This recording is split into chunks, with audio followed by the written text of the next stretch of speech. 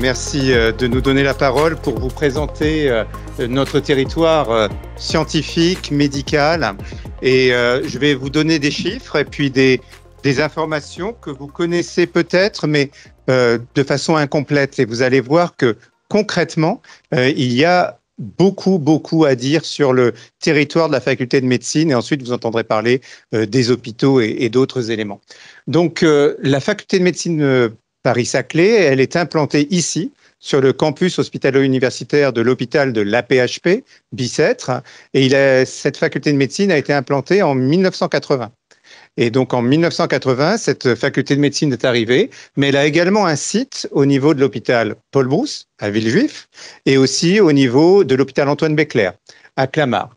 Et il y a 6 facultés de médecine à Paris-Île-de-France, et je vais me mettre comme ceci pour mieux voir l'écran. Et donc, elle est constitutive d'un CHU. C'est-à-dire qu'il y a l'hôpital, l'université, et donc c'est un centre hospitalo-universitaire. Et ce centre hospitalo-universitaire a les 3 hôpitaux universitaires de la PHP que je viens de citer, et le centre de lutte contre le cancer, Gustave Roussy. Et en termes de chiffres, l'assistance publique hôpitaux de Paris, c'est le plus grand hôpital d'Europe.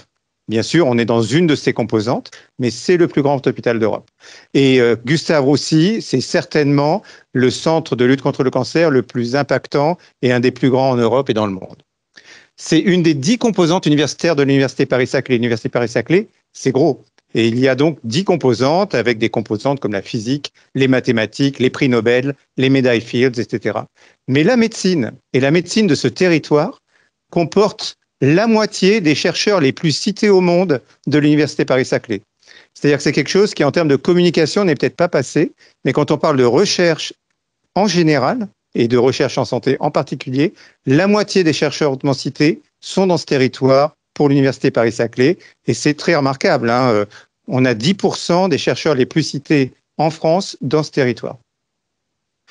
Dans le cadre de l'universitarisation des études paramédicales, on a aussi des instituts de formation en soins infirmiers, on a aussi des kinésithérapies, des kinésithérapeutes, et on a aussi un institut national de podologie. C'est-à-dire qu'on fait toute la diversité des études médicales. On a plus de 8500 étudiants. Donc, j'entendais tout à l'heure le maire de Sceaux dire on les voyait passer. Ben, je pense que vous les voyez passer de plus en plus.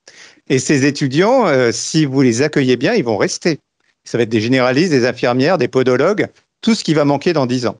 Je vous fais pas tous les chiffres, mais il y a quand même 1874 étudiants en médecine dans ce territoire. Il y a 3284 en formation paramédicale. Il y a presque 800 masters et il y a 500 doctorats. Et il y a la plus haute distinction, l'habilitation à diriger les recherches, qui aboutit souvent au professorat, 15 actuellement, et 2500 en formation continue. Et pour faire vivre ça, et vous êtes tous à la manœuvre dans vos villes et dans vos territoires, eh bien, on a des agents, hein, des ingénieurs, des techniciens, des ouvriers spécialisés. Et donc, ces agents, ils sont en nombre stable, alors qu'on a quasiment doublé le nombre d'étudiants dans le territoire. Donc ça, je voulais vraiment les saluer, les remercier, parce qu'ils font un travail extraordinaire. Et c'est vrai que l'État ne peut pas augmenter de façon inconsidérée le nombre de BIATS, mais dans notre territoire, malgré toute la qualité des réalisations, eh bien, on a un nombre relativement limité d'agents et également d'enseignants-chercheurs.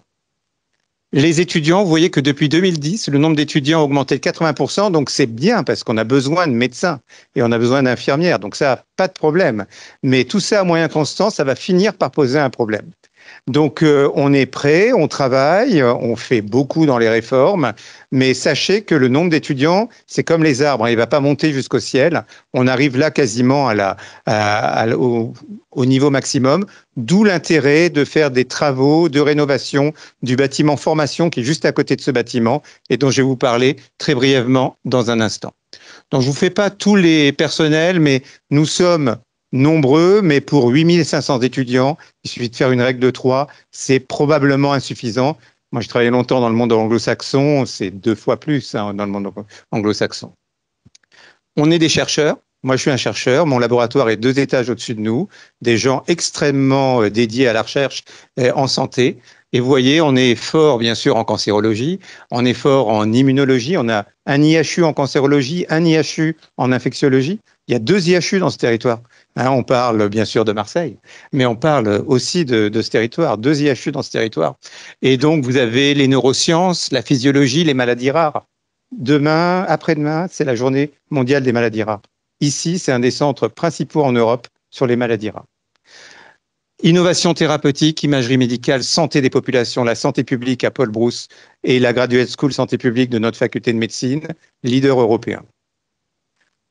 Je ne vous fais pas tous les détails encore une fois, mais les investissements d'avenir, France 2030, ici, il y a énormément d'argent qui arrive par ces appels d'offres compétitifs. C'est jamais des cadeaux, c'est toujours compétitif et on a énormément de succès dans les appels d'offres compétitifs avec environ 10 RHU, un biocluster dont on va parler avec le professeur Barlési et puis 2 IHU comme je l'ai dit à l'instant.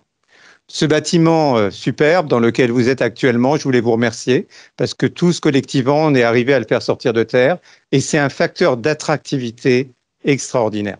Hein, je peux vous dire aujourd'hui, j'ai accueilli un professeur de Cambridge, un professeur de Philadelphie, un professeur de Naples. Ils étaient tous bluffés et c'est grâce à vous et grâce aux politiques et vous avez cité les doyens, Charpentier, Bobin, Samuel et d'autres, et les présidents d'université et les personnels de la faculté. Ben, on est dans ce bâtiment, je ne vais pas vous dire que c'est beau, hein, moi je pense que c'est beau. Et on a, dans le cadre du CPER, la nécessité, à cause des contraintes que l'on a actuellement pour accueillir au mieux les étudiants dans d'autres territoires, pour qu'ils s'y fidélisent, on a à revoir la réalisation du bâtiment actuel de formation dans le cadre du CPER 2021-2027. On a pu faire venir des laboratoires qui étaient dans le bâtiment marron juste à côté, à la porte 16. Tous les laboratoires sont venus ici.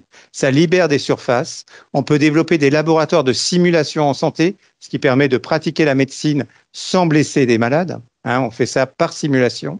Et on va aussi pouvoir libérer des surfaces pour l'enseignement, pour la formation continue et aussi pour la qualité de vie au travail avec le Crous de Créteil, essayer d'avoir des lieux de vie et des lieux de travail plus agréables, une bibliothèque modernisée et de plus belle qualité. Donc on a obtenu, là encore, grâce à vous tous, 22 millions d'euros.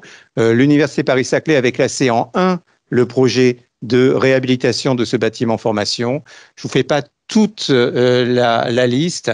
On va rénover les amphithéâtres. On a 3 autres amphithéâtres dans l'autre bâtiment. Les salles de cours, les salles de simulation. On va aussi désamianter, c'est une nécessité bien sûr. Hein. Et on va avoir grâce à ça aussi des travaux pour la sobriété énergétique. Voilà le plan des travaux. On sait que ça dérive toujours un peu, mais normalement, dès la fin de cette année, on sera dans la phase réelle de travaux. Et donc, nous, on va avoir l'enjeu avec Madame Karoucha d'accueillir des centaines et des centaines et des centaines d'étudiants en site de travaux. Et donc là, on va devoir réfléchir à ça. Et pour réfléchir à ça, nous, on pense, et on va en parler avec l'hôpital et avec l'université, qu'il est absolument nécessaire de faire un bâtiment de rocade qui va permettre d'avoir 2 ou 3 ou 4 grandes salles de cours et qui vont permettre de donner un peu de liberté à nos étudiants. On a tous été étudiants, ils ont des concours, travaillé avec du bruit, etc. Avec Madame Karoucha, on y pense tous les jours. Il faut vraiment qu'on arrive à réaliser ce bâtiment qui serait probablement un bâtiment de petite taille, mais qui permettrait d'avoir un degré de liberté, encore une fois, une soupape de sécurité. Ce bâtiment ne serait pas très cher hein, par rapport à tout ce qu'on discutait depuis tout à l'heure. C'est entre 600 000 euros et 1 million d'euros en fonction du volume. Et on va essayer d'aller voir Madame la présidente de l'université, d'aller voir les uns et les autres pour essayer de cofinancer aussi avec nos ressources propres, parce que nous générons des ressources. Hein. Je vous ai dit tout à l'heure qu'on est compétitif. Et donc, ce bâtiment, je voulais vous le présenter parce que ce serait vraiment un achèvement important. Et on a aussi, bien sûr, des enjeux majeurs de qualité de vie. Nos étudiants, ils ont des études difficiles. Hein. On a parlé de la qualité de vie à plusieurs reprises aujourd'hui pour nos concitoyens. Nos étudiants sont vraiment face à beaucoup de réformes, beaucoup de difficultés dans leurs études. Et les réformes sont vraiment complexes. Ils ont besoin d'espaces de travail personnel, d'espaces de travail en groupe, d'une bibliothèque universitaire. Et actuellement, on est certainement sous-doté, malgré toute la qualité qu'on essaye d'apporter à nos étudiants. Donc, on a des besoins grandissants aussi en médecine générale. Hein. Quand je dis médecine générale, il y a des maires qui viennent me voir depuis Saclay pour me demander des généralistes et je comprends vraiment. Hein. Vous avez tous besoin de généralistes. Et donc, la médecine générale, comment on attire les généralistes? En les accueillant bien ici, en ayant un bon département de médecine générale et en ayant des maîtres de stage universitaires dans vos villes. On en a à Bagneux, on en a à Villejuif, on en a à Bicêtre. Et donc tout ça, c'est vraiment important. Il faut qu'on ouvre des maisons de santé pluriprofessionnelles. Il y en a aussi dans vos territoires. On essaye d'être des partenaires importants. Pour pas prendre trop de temps, je vous cite juste qu'une jeune universitaire en médecine générale qui vient d'être nommée cette année a beaucoup travaillé sur l'accès aux médecins généralistes en Île-de-France et son travail a confirmé que l'offre de soins décroît de Paris vers la périphérie. C'est pas une découverte majeure et que donc il faut à tout prix trouver tous les leviers possibles pour fidéliser les généralistes dans nos territoires et ça on peut travailler ensemble là-dessus. La dernière diapositive.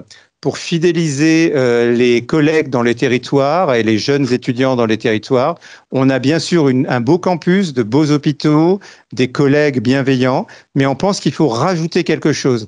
À Paris-Saclay, il y a le Lumen. Vous avez peut-être vu dans la presse, c'est un learning center qui a été bâti par un architecte qui a beaucoup de talent, comme celui de ce bâtiment d'ailleurs, et qui a la possibilité d'être à la fois un lieu d'enseignement, de travail personnel, mais aussi un lieu d'espace, de service, de contenu. Donc, on souhaiterait, et lorsque nous avions visité votre territoire à vélo électrique avec vous tous, on avait dit vraiment l'idée absolument importante pour attirer nos étudiants et les maintenir dans le territoire, ce serait d'avoir une médiathèque universitaire et on voudrait soit dans le territoire de l'Institut Gustave-Roussy, soit dans un territoire autre, on n'a pas encore décidé du lieu, mais vraiment arriver à convaincre la présidence de l'université de mettre des moyens pour faire un learning center avec la possibilité aussi pour la population d'avoir des événements culturels, des espaces de travail, des forums, des expositions, une offre de restauration, une accessibilité numérique, des studios d'enregistrement. Donc vraiment quelque chose qui serait une vraie révolution par rapport à notre quotidien que nous offrons à nos étudiants. Le groupe hospitalo-universitaire APHP Université Paris-Saclay est le groupe hospitalier qui est né en juillet 2019 de la volonté de l'APHP de resserrer ces groupes hospitaliers autour des universités et en l'occurrence autour de l'Université Paris-Saclay. Vous avez 7 petites photos qui correspondent aux 7 sites du groupe hospitalier, dont 2 sont dans l'environnement de la vallée scientifique de la Bièvre, donc Paul Brousse et Bicêtre, mais vous avez également sur ce groupe hospitalier d'autres établissements, Antoine Béclair à Clamart, Ambroise Paré à Boulogne, Raymond Poincaré à Garches, Sainte-Périne dans le 16e arrondissement et l'hôpital maritime à Berck, puisque l'on aime également un certain nombre de challenges de voile, de cerfs-volants, mais aussi de prise en charge de qualité en soins de suite et de rééducation. Je pense que l'on a beaucoup de plaisir, de chance et d'honneur pour travailler sur ce territoire, avec pour ma part 4 niveaux de responsabilité. Le premier niveau de responsabilité, c'est celui de l'offre de soins, évidemment, avec pour un groupe hospitalier une responsabilité à la fois en termes de proximité, puisque nous avons une responsabilité liée aux urgences, au premier aval des urgences et aux filières gériatriques, et puis une responsabilité également en tant que CHU au niveau de spécialisation d'activité avec le cancer, la transplantation, les maladies pulmonaires, le système inflammatoire, la périnatalité, et donc cette double responsabilité et parfois un point de difficulté entre proximité et spécialité, mais on essaye de promouvoir l'excellence et la proximité et la spécialité.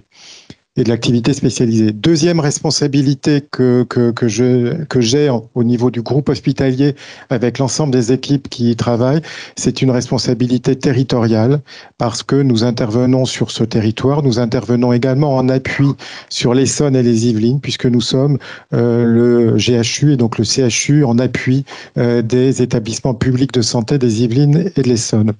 Troisième responsabilité, c'est une responsabilité économique. Nous avons un budget d'exploitation d'environ 1,4 milliard d'euros. Alors, je vous mentirais si je vous disais que l'on est sur des achats courts. Et donc, si nous faisons vivre ce territoire de santé et ces territoires, mais nous sommes un acheteur important sur l'ensemble du territoire de la vallée scientifique de la Bièvre, de l'Île-de-France et de France. Troisième responsabilité, c'est une responsabilité, quatrième responsabilité, pardon, c'est la responsabilité sociétale. Nous sommes donc un groupe hospitalier d'environ 13 000 professionnels et sur les deux établissements qui nous concernent plus directement, c'est 6 000 professionnels médicaux, paramédicaux, administratifs, logistiques et techniques qui travaillent et nous avons une responsabilité en termes d'attractivité, en termes évidemment de fidélisation, de développement de compétences, d'identification de parcours professionnels et quand vous parlez mobilité, quand vous parlez logement, ce sont des problématiques qui nous intéressent tout particulièrement.